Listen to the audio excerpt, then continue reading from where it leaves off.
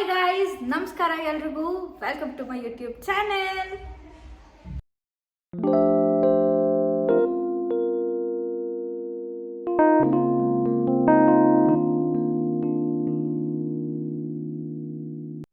So ಇವತ್ತು 26th of November.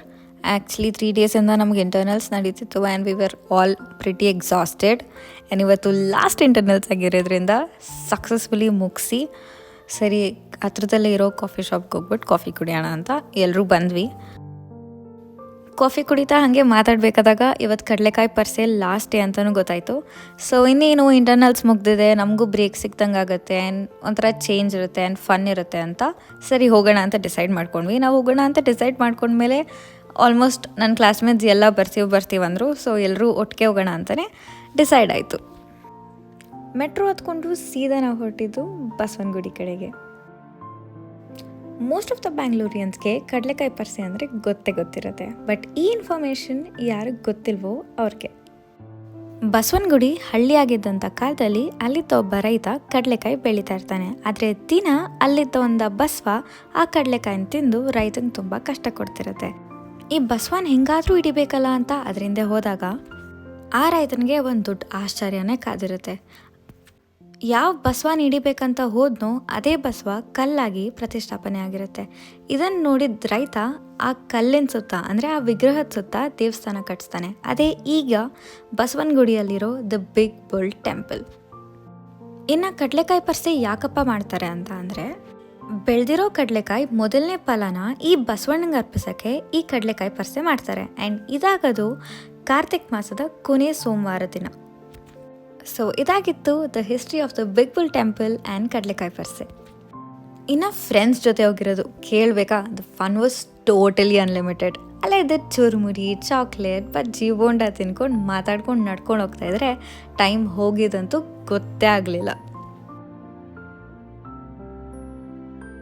The best part of ಕಡಲೆಕಾಯಿ ಪರ್ಸೆ ಅಂದರೆ ಇದೇ ನನಗೆ. ಯಾಕಪ್ಪ ಅಂತ ಅಂದರೆ, ನಾವು ಚಿಕ್ಕವರಿದ್ದಾಗೆಲ್ಲ ಈ ಓಪನ್ ಗ್ರೌಂಡ್ಸಲ್ಲಿ ಎಕ್ಸಿಬಿಷನ್ ಅಂತ ಎಲ್ಲ ಹಾಕೋರು.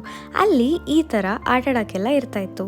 ಈಗ ಯಾರು ಎಕ್ಸಿಬಿಷನ್ಸ್ ಹಾಕ್ತಿರೋ ಕಾರಣ ಈ ಪ್ಲೇ ಥಿಂಗ್ಸ್ ಎಲ್ಲ ಬರೀ ಅಮ್ಯೂಸ್ಮೆಂಟ್ ಪಾರ್ಕಲ್ಲಿ ಅಷ್ಟೇ ನೋಡ್ಬೋದು.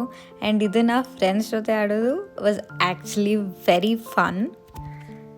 ಒಂಥರ ಈ ಎಕ್ಸಿಬಿಷನಲ್ಲಿ ಆಡ್ತಿದ್ದೆ ಚೈಲ್ಡ್ಹುಡ್ ಮೆಮೊರೀಸ್ ಎಲ್ಲ ನೆನಪಾಯಿತು and it was really nice.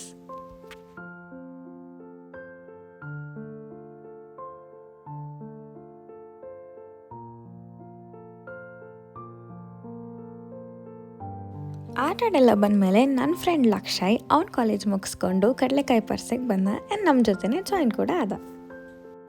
And ನೀವೇ ಇಲ್ಲಿ ನೋಡ್ತಾ ಇರ್ಬೋದು ಎಷ್ಟು ರಶ್ ಇದೆ ಅಂತ. ಸೊ ನೀವು ಕಿಲೋಮೀಟ್ರ್ಗಟ್ಟಲೆ ನಡೆಯೋಕ್ಕೆ ರೆಡಿ ಇದ್ದರೆ ಮಾತ್ರ ಬನ್ನಿ.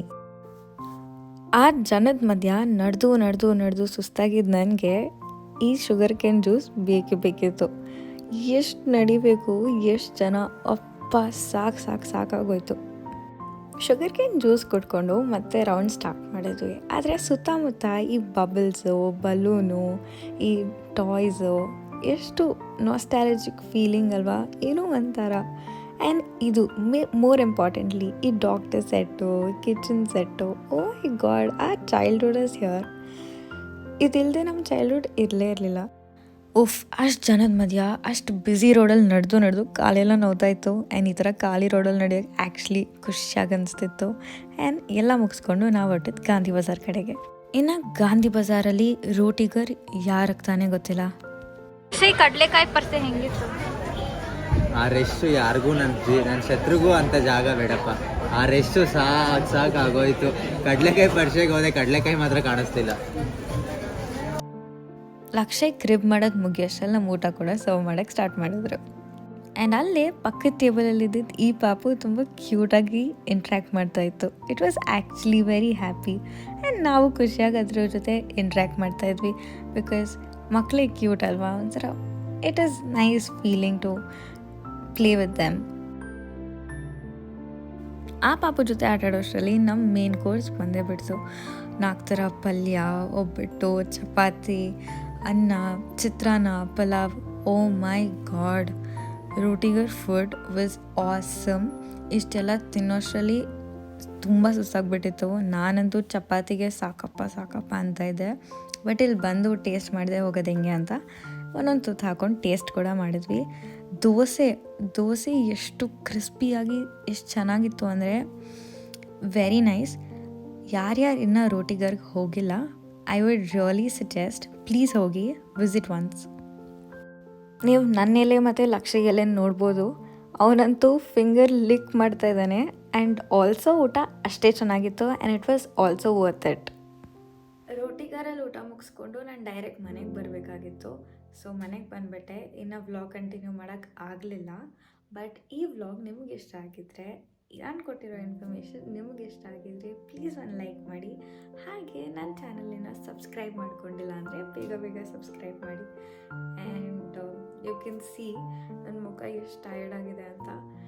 I really want to rest. So ಈ ವ್ಲಾಗ್ನ ಇಲ್ಲೇ ಎಂಡ್ ಮಾಡೋಣ. And thank you for watching.